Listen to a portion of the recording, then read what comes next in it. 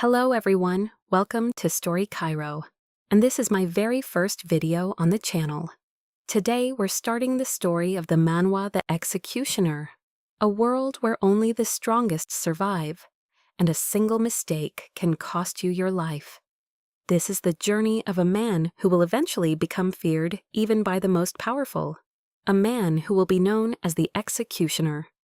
If you enjoy Manhwa recaps and interesting stories, make sure to subscribe to the channel, leave a like, and write in the comments what you think about the first part, and if you want to see the continuation. It really helps the channel grow. And now, let's begin the story. Part of the city is destroyed.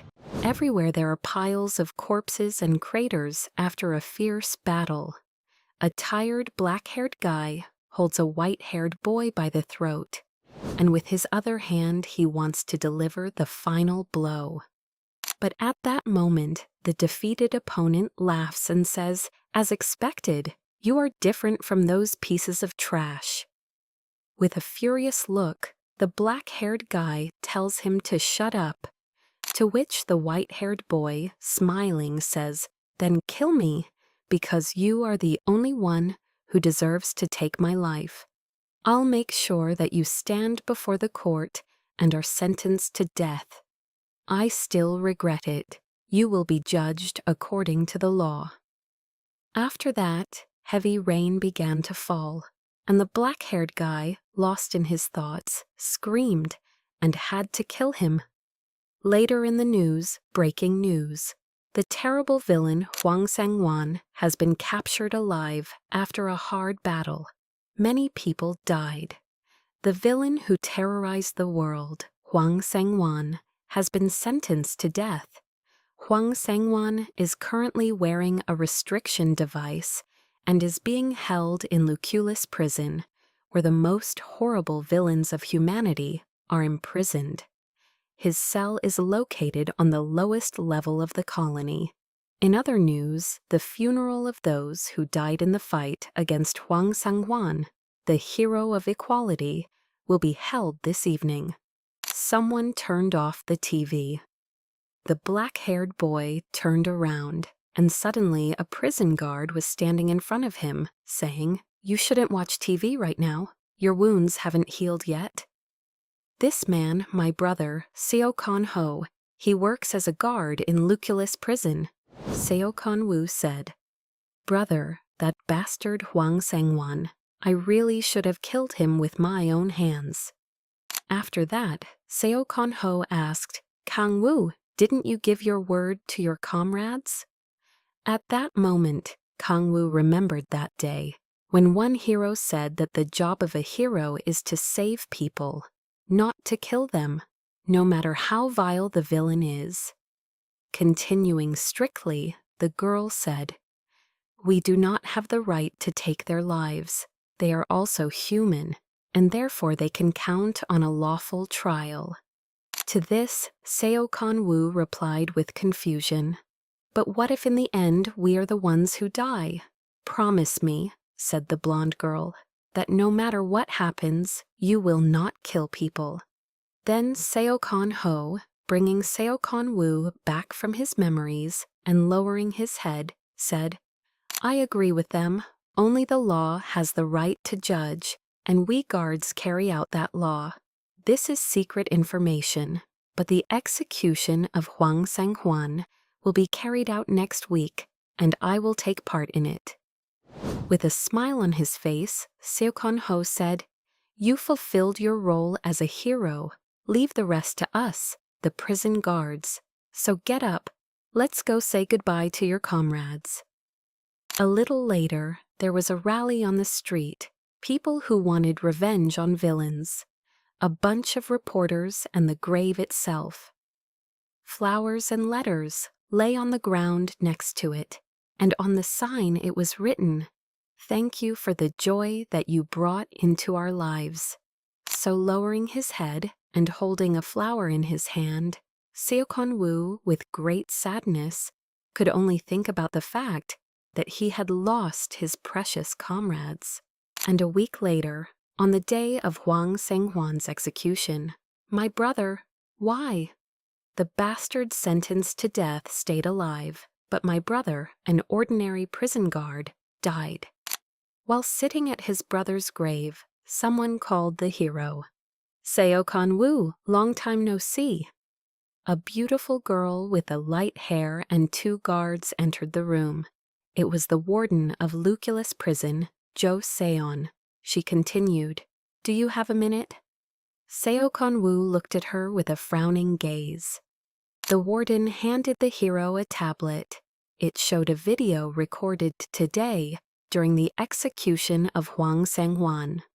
A group of guards was escorting the villain to the execution. Hwang was tied to a restriction device, but that did not stop him from speaking. "Hey you," he turned to one of the guards. "You look a lot like Seo Woo. Are you brothers by any chance?" It was clear from Seo Ho that he flinched, but Hwang continued. "So the brother of the great hero has no abilities, and therefore works as an ordinary prison guard? Which of you is older?" Hwang asked, but the guard did not want to answer him. To which the villain said, "You. What does it feel like to take someone's life? You are a prison officer. You have already killed people like me, haven't you? What did you feel at that moment?" Personally, I felt a slight disappointment. The guard's face turned pale from Hwang's speech. With a crazy smile on his face, Hwang continued. "Just imagine, a small touch, and they explode like soap bubbles," to which the guard shouted, "When I execute trash like you, who are no longer human, I still feel a huge sense of guilt, even if I only press the button. Waking up sweating from another dream, I see the electric chair where another criminal is sitting and telling me that I am also a damn murderer. So the prisoners sentenced to death, who were killed by me, torment me even in my sleep. But someone has to do it. I am just doing my duty." 5 minutes later, Hwang was tied to the electric chair, and the guards stood behind the glass. One of them brought a microphone to his mouth and said, "From this moment, the preparation process for the death penalty will begin. Hwang Son-hwan, do you have any last words?" "So which one of you two is older?" Hwang asked with madness in his eyes. Ignoring the prisoner's question, Seo Hwa gives the order to carry out the execution immediately. Suddenly, the countdown begins. 3, 2, 1.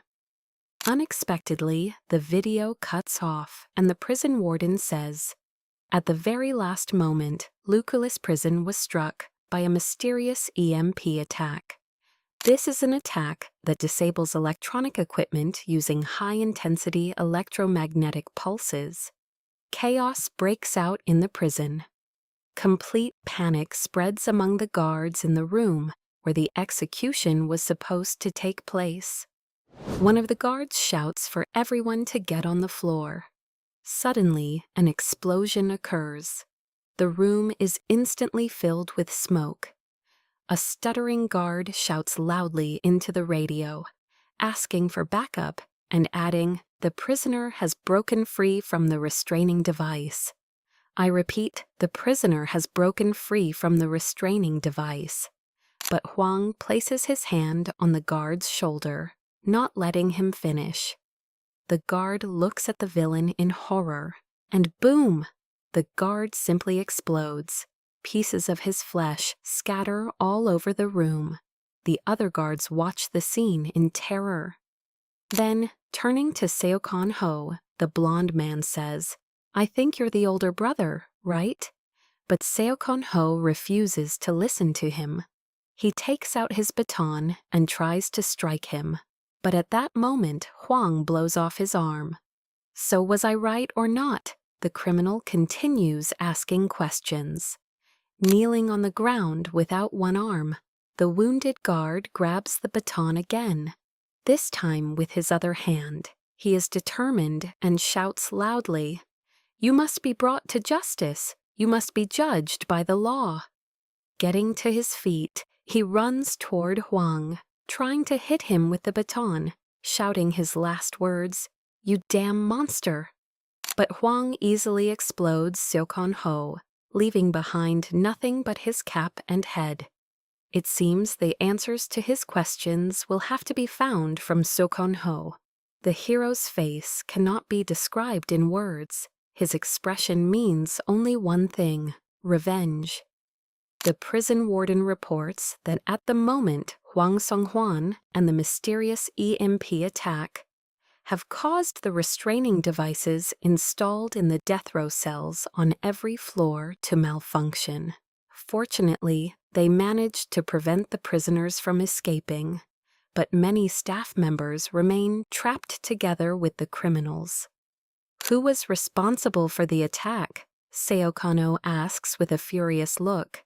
Slightly confused, the warden replies, "We are still investigating this matter. Hero Seo Kano, I really don't want to ask you this at your older brother's funeral. But could you put an end to the riot in Luculus?" With full confidence and determination, Seo Kano answers, "I can." Suddenly his expression changes. With a crazed look on his face, the hero says, "But only on one condition. Let me enter the prison, not as a hero, but as a prison guard." A little later, chaos erupts in the prison block. One of the criminals shouts, "Open this damn door!" Madness spreads everywhere. Prisoners begin killing each other. Suddenly, the massive door opens. "The door is opening!" one prisoner shouts. "Freedom!" another replies. At that moment, several prisoners are blown away from the huge door by a powerful gust of wind.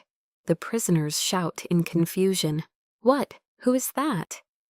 "Nice to meet you, trash. My name is Seokon Oh, and I am a prison guard," the young man says.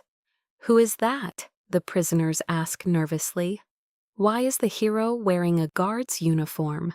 After these words, the prisoners rush at the new guard with an insane thirst for blood.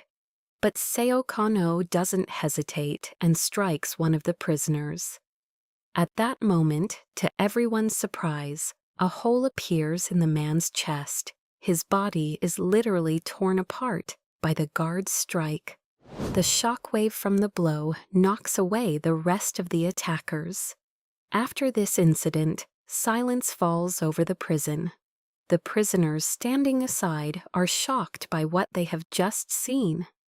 Then the new guard begins to speak. "Listen carefully, you pieces of trash.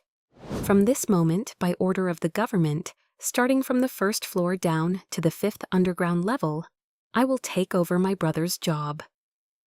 We are beginning the execution." The criminals stood in confusion after hearing Seo Kano's words. One of them shouted, and the criminals began yelling angrily, "You damn bastard, are you going to kill us?" To this, Seo Kano replied, "After taking so many lives, you think this is unfair? Everything is in chaos." But one of the criminals remained calm. A guy with green hair and a cross-shaped tattoo under his eye said, "How noisy." It was Choi Gu-hwan. He had killed 8 people. "I can escape while he's busy with the others," one prisoner exclaimed. But his attempts were useless because Seo Kano was not that simple. No matter how fast Choi Gu-hwan was, Seo Kano stopped him with incredible ease. Simply by kicking him straight in the head. The criminals standing behind were stunned and watched the situation very carefully. At that moment, Seo Kano clenched his fist and said, "Listen to me. I'll give you a choice. Either you calmly put on the restraining device and return to your cells to await your sentence, or you die by my hands right now." Suddenly, fear and horror appeared on the faces of the criminals, but not all of them. One of them said with a smile, "What is this scum talking about? Of course we'll choose the latter, right? We're going to die anyway. It's better to die at least once while resisting. Aren't these negotiation terms absurd? Seo Kano replied, "This is not a negotiation. This is the last thing I can offer you. Mercy." The criminals began to hesitate. One said they were in deep trouble. Another argued that it would be better to extend their life even for a moment. A third said, "I thought at most a guard would come, but what is a hero of equality doing here?" Most of the criminals accepted Seo Kano's offer, and one after another began to say, "I'll put on the device." "Me too." When almost all the criminals were about to agree with the guard, one of them suddenly shouted loudly to get everyone's attention, "Pull yourselves together, everyone focus. Even if you're a hero of equality, there's no reason to make a deal. I once managed to kill a second-rank hero." After hearing this, the criminals smirked angrily and said, "Is that true? If that's the case, then maybe it's possible. Right, we have nothing to fear. Let's kill him and take back our freedom." To this, Kano replied with contempt, "So you're the main piece of trash," just as the chief had said earlier. Shortly before this moment, in her office, the prison warden was explaining to the new guard where and which criminals were located. Each level of Lucullus differs depending on the danger of the prisoners placed there. On the first underground floor are those who killed several people. There are more than 300 serial killers there. On the second underground floor, there are hundreds of prisoners capable of threatening a village. On the third underground floor, there are more than 30 people capable of destroying a city. On the fourth floor, there are 10 people who could endanger the population of an entire country. On the fifth underground floor, there are 5 people who have the ability to threaten the safety of an entire continent. On the 6th underground floor, together with Huang Sun Huan, there are 3 people who could threaten the existence of the entire world. However, the number of people there is much smaller. But the first floor is unique, all of them gathered around one man. The warden pointed to a photo and said, "Halasan. He has a special skill that strengthens the bodies of his allies." At the moment, Kang Wu continued, 30 allies captured a hospital and took the lives of 7 civilians. Including the second-rank hero Hayes, the total number of victims is 8. At that moment, Hellison interrupted Kang Wu without any respect and said, "I killed 10 people." From the look of the new prison guard, only pure rage could be seen. Pressing on his collar like a button, Kang Wu said, "Then I don't have to hold back." Hellison replied, "What kind of bluff is that? You haven't accomplished a single heroic feat. Even as a hero of equality, you captured Huang Sun Huan only by using your comrades. You're just living off them, right? Get ready to go to your friends. Kill him." Using his ability to strengthen his allies, Hylosin let out a loud roar. Veins bulged on the surrounding criminals. Their muscles grew stronger, and they felt more power than they could imagine. All of them rushed into attack, but in the blink of an eye, Kang Wu literally tore the attacking criminals apart within seconds with a series of strikes. Screams were heard from the crowd. Hylison's face turned pale, but Kang Wu wasn't finished yet. He raised his leg, surrounded by black lightning, and struck the ground with tremendous force. And yes, he did it. He hit the ground so hard that the shockwave instantly knocked all the criminals off their feet. The impact was so powerful, it could even be heard on other floors of the prison. One of the criminals screamed in absolute terror, "Seo Kano, what the hell?" At that moment, the new guard jumped into the air and gathered the power of black lightning into his fist to use one of his techniques, the modified circle. No matter how much the criminals resisted or tried to stop him, their efforts were useless. With incredible speed, he slashed through each criminal with his claws. Hillison only managed to say that it couldn't be possible. After Kang Woo landed, behind him lay a pile of bloody bodies cut in half. Seo Kano said, "The first floor is cleared. I'm going down to the solitary cells." A little later, after Seo Kano went down to the solitary cells, he addressed two criminals. "How many people have already been executed? Dozens, maybe hundreds. Choose. Either you put on the restraining device, or you die." But the criminals were not satisfied with the new guard's offer. The biggest of them could not control his anger and rushed at Seokon, shouting, "You son of a bitch!" In the blink of an eye, the big man lost his head. The new guard had no trouble dealing with him. After that, he said, "They say there were about 300 prisoners on the first floor, right?" Then another prisoner, with fear in his eyes, said, "I surrender, I surrender. I'll put on the device." Sweat appeared on the criminal's face as he started approaching. Thinking the prisoner really intended to surrender, Seokon stepped toward him. But suddenly the prisoner, pretending to be scared, shouted, "Got you, bastard!" With a crazy look in his eyes, he began attacking the guard, shooting a purple beam at him. "Did you think I would really become an obedient dog, trash? Not a chance." From the prisoner's face, it became immediately clear that his attack hadn't left even a single mark on the guard. Once, one of the villains they captured had said, "Who are the ones without physical abilities? Complete losers. That's why they attack from a huge distance, because you can't even imagine how wonderful it feels to smash someone's head with your own hands." With those memories in mind, the guard instantly knocked the prisoner's head off and added, "Is it really that pleasant? It's more like smashing eggs with your fists." A little later, the former hero walked toward another cell.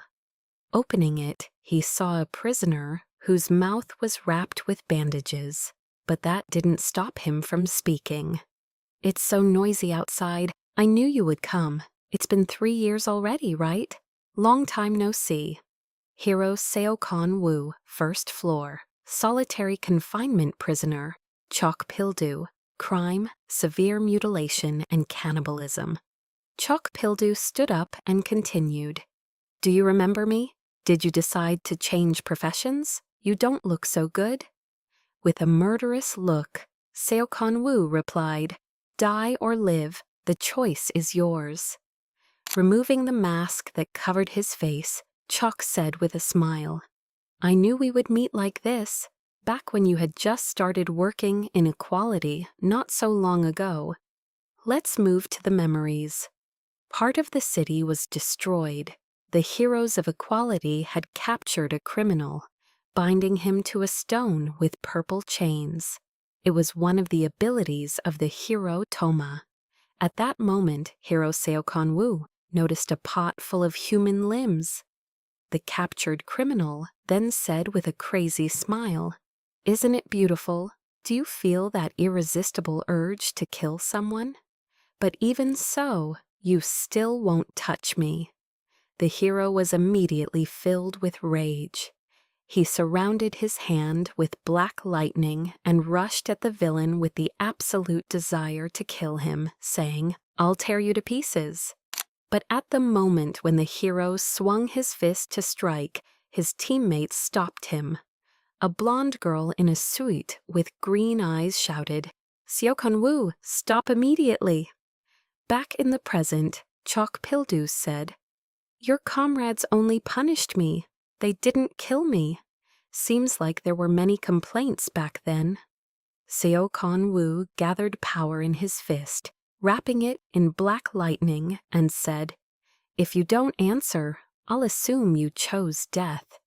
Chok continued, Do you know the reason why I killed them? In the blink of an eye, the guard knocked off the prisoner's head with his strike, answering that he didn't care. But to his surprise, the falling head began to speak. Because I wanted them not to forget me. Suddenly the prisoner appeared behind the guard and continued. I dismembered them and became someone they would remember. Even after death, after dying from my ability, they will never forget me, because I left an imprint in their eyes. Chok Pildu is a man who can cause hallucinations in his victims. The prisoner continued.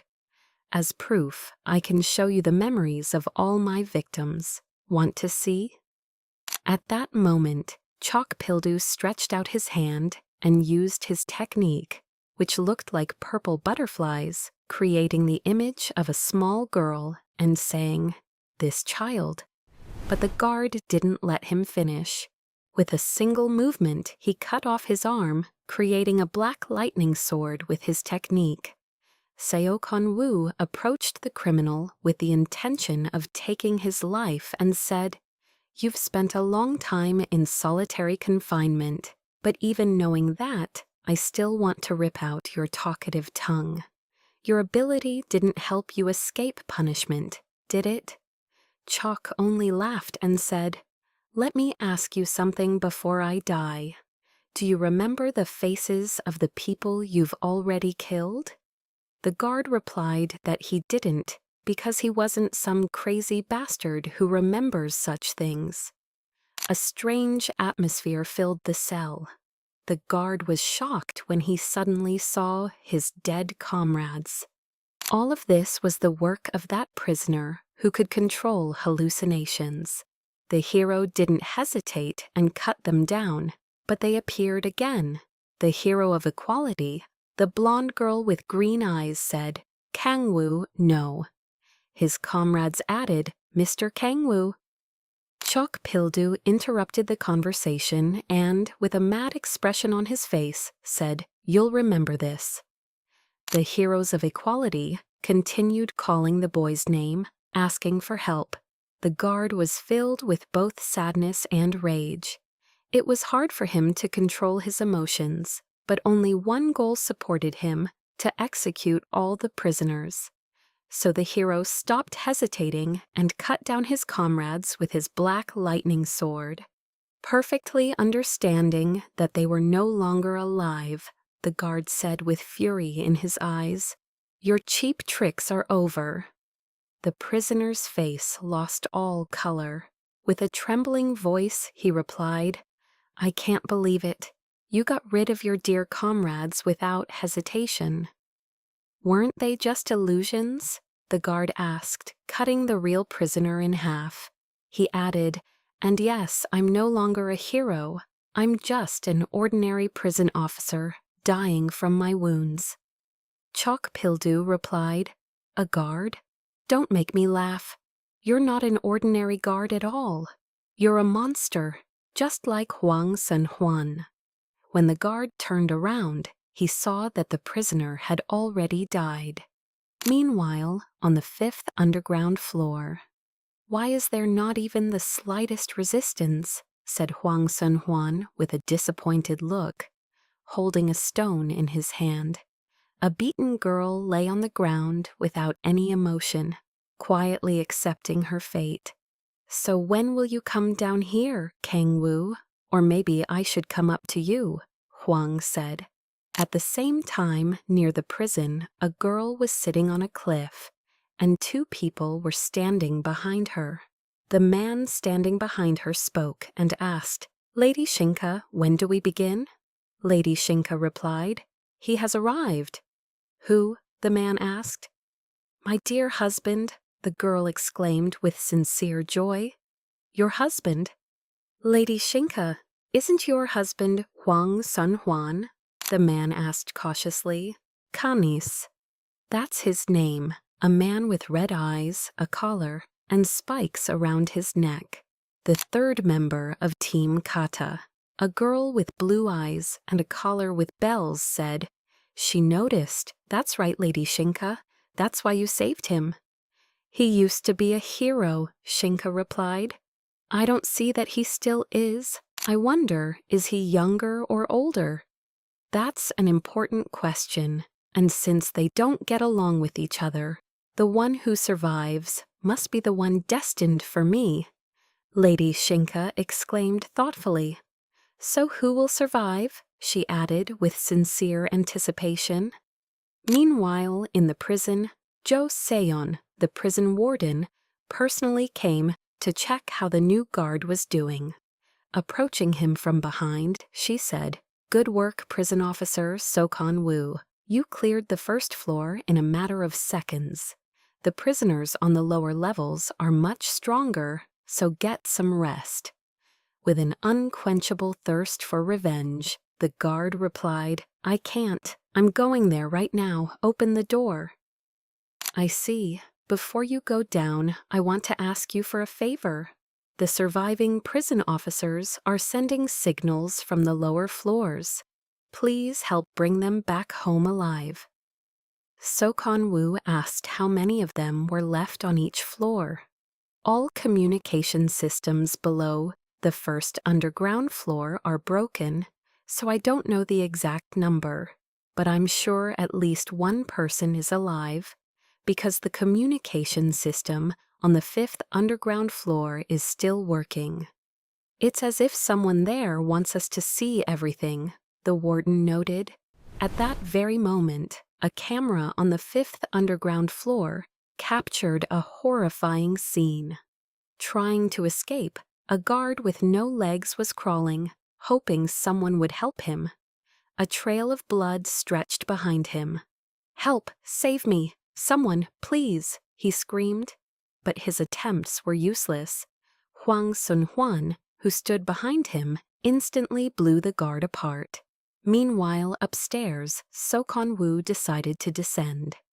The prison warden ordered the door to the first underground floor to be opened. As the door was opening, Jo Seon warned him, "I'll say it again, you should be careful. The strength of the prisoners on the 1st and 2nd underground floors is like the difference between heaven and earth." From the guard's look, it was immediately clear that he noticed something. At that moment, 2 prisoners burst out of the gate and struck Sokon Woo with all their strength. They laughed and argued with each other. "I knew you would come here. Did you think we wouldn't prepare?" one of the prisoners said. The prison warden became anxious. With a frightened expression, she shouted, "Sokon Woo!" One of the prisoners, whose arm looked like burning lava made of stone, replied, "You should worry about yourself first," as he grabbed her by the throat and lifted her up.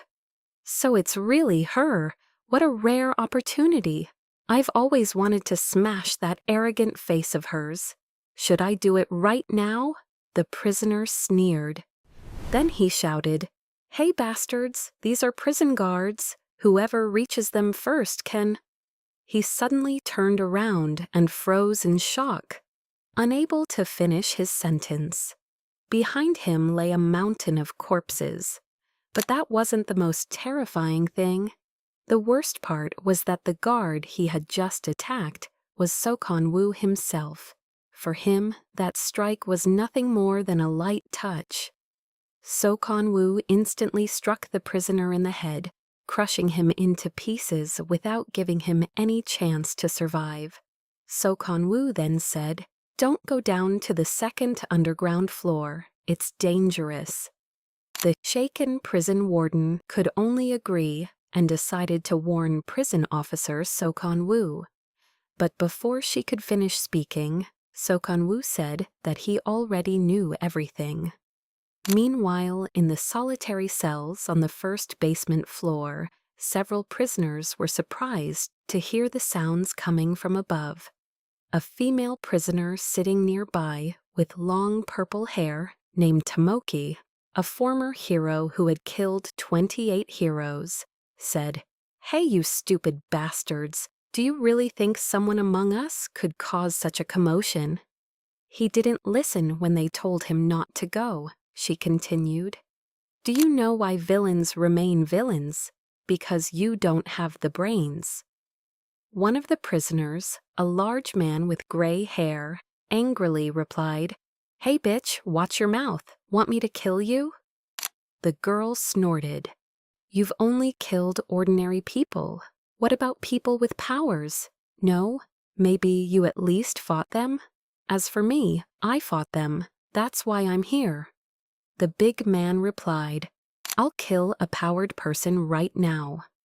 The moment he finished speaking, Tomoke instantly split him in half from head to toe with her claws. Kill? Who will kill whom? And who will be the one killed? You stupid bastard. Her hair looked like blades, and her arm was covered in dark blue armor with bright blue cracks resembling dragon scales. She continued, "When I was a hero, I captured many villains, so I know exactly what people with unusual powers are like. Using that experience, I killed many heroes, and I can teach you. If you join me, I'll teach you how to hunt people with superpowers. And more importantly, I know Sokon Wu's abilities." One of the prisoners asked, "You know Sokon Wu's ability? But how did you find out?" The girl replied, "I used to be an experienced hero too. I know almost everything about them." The man asked, "And what does that information give us?" "He's from Equality, the team where all heroes were first level. So a third-level hero like you is no match for him." Tomoki only laughed and remarked, "When the hero Lausa became the head of Equality, a revolution happened in the hero industry. First, the very definition of the word hero was changed so that they were no longer allowed to kill villains. Second, heroes began to periodically unite into teams and train together. And finally, the hero hierarchy that went from level 1 to level 5 was abolished. The reason I'm suddenly telling you this is because Sokon Wu joined Equality exactly when that hierarchy disappeared. He joined the team even though he had done nothing remarkable. There were many rumors that he was Lausa's secret lover." With a thoughtful expression, one of the prisoners replied, "Now that I think about it, I've never actually seen Sokon Wu fight. But even so, considering how quickly he cleared the first floor, he must be at least a second-level hero. The first floor was full of trash anyway." "That will be enough," Tomoki replied. One of the criminals with red hair and eyes was named Chewei. He had killed 1,738 people. Another, with a scar on his face, was named Han. He had killed 1,983 people. The third, with blue hair, was named Kuriao. He had killed 2,270 people. The fourth, with the most vicious gaze, was called Medusanak. He had killed 3,521 people. But the fifth prisoner was the most dangerous of them all. A man with a calm expression named Speech. He had killed 6,435 people. "You can handle it, right?" Tomoki asked.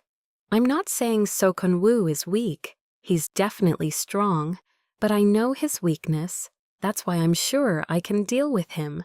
Hey, where's your enthusiasm? What's so special about him anyway? So hurry up and decide. "He's approaching," Tomoki said. "We'll unite," the prisoners shouted excitedly. "What about you?" Tomoki asked, looking at Speech. "I'm with you guys too." "So what's the plan?" the prisoners asked. "Let me explain a little about the types of abilities," Tomoki said. Centuries ago, humanity developed supernatural powers, and through research, scientists divided them into 3 main sectors. Those who can enhance and transform their bodies belong to the physical sector. Those who can create something from nothing belong to the creation sector. and those who don't fit into the first two are called the special sector. Everything became clear after Tomoki gave the order. The prisoners decided to unite against Sokon-woo and waited eagerly for him. And soon that moment came. A man in uniform entered through the door. It was our former hero. With anger in his eyes, one of the prisoners shouted, "He's here, the target is in position." "Do you see him?" Speech asked.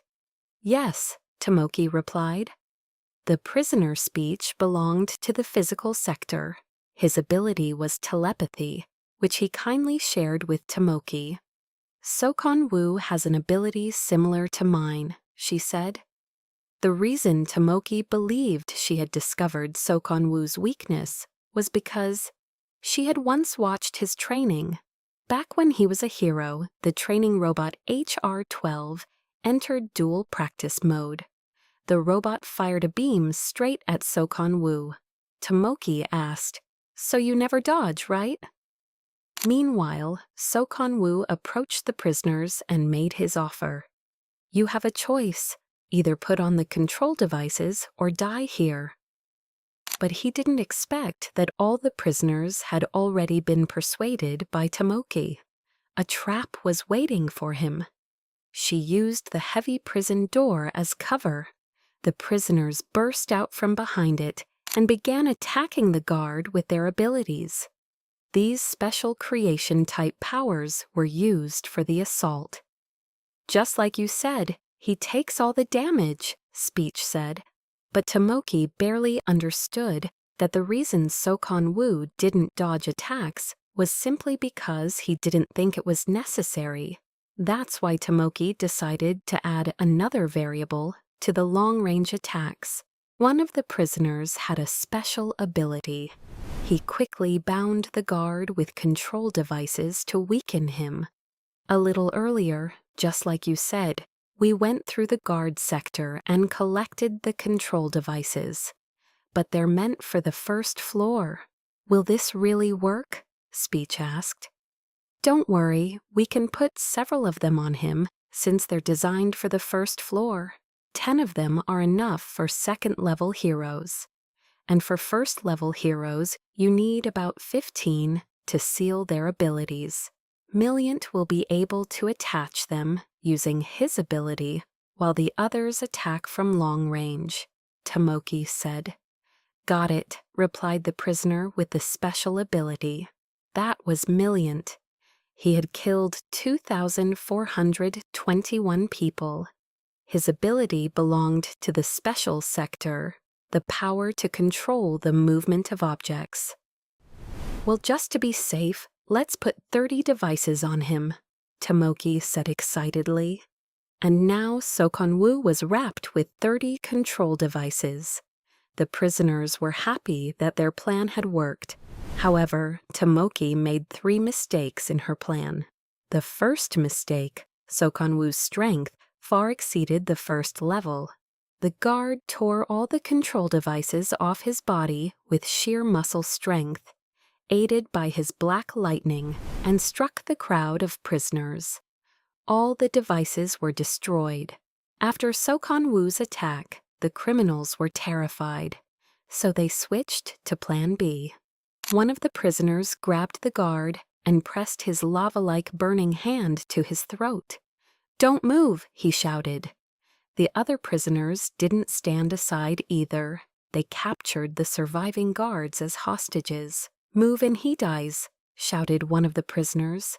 Sokon-woo only raised a finger. In the next instant, a massive bolt of black lightning struck the crowd of prisoners. They died instantly, without harming the 3 guards they had taken hostage. The second mistake, Sokon-woo's ability didn't belong only to the physical sector, but also to the special sector. And finally, the third and last mistake, it's useless to make plans against someone on whom such strategies simply don't work. "You're too late," Sokon-woo shouted, looking at Tomoki. But the girl was deep in thought. "This can't be. It doesn't make any sense. Why didn't the control devices work? We used 30 of them. Her thoughts were interrupted by a prisoner shouting. "Shut up," she said. Unable to endure speech's shouting, Tomoki pierced his chest with her hand. "Sokanwoo's son, who do you think you're raising your voice at? Do you think we're equals just because we were imprisoned in the same place all this time?" She continued thinking.